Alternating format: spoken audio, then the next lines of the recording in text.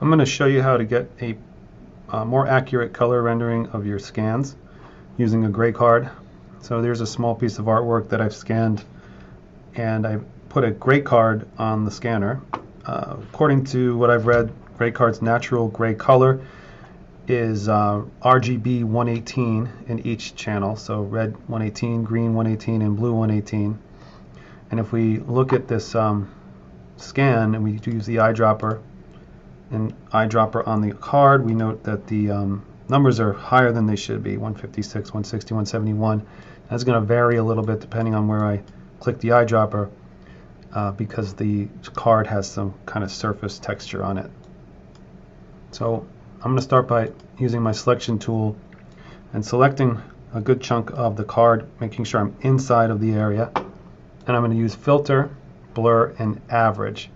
And what this does is it makes it so that my eyedropper tool only captures one value no matter where I click in there. So with my eyedropper, where are you, eyedropper? There you go. It's not going to change wherever I click.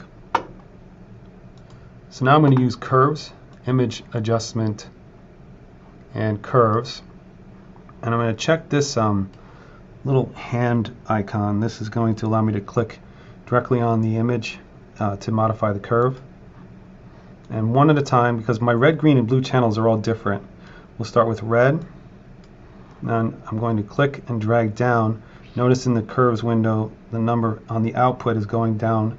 And once it gets to 118, I'll release the mouse. We'll switch to green and do the same thing.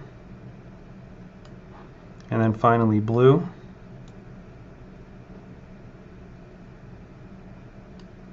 And I'll click OK. And this will adjust the image on the right to relatively to the adjustments done to the gray card, so that my colors that are in the image are more accurate compared to the original piece of artwork that I scanned.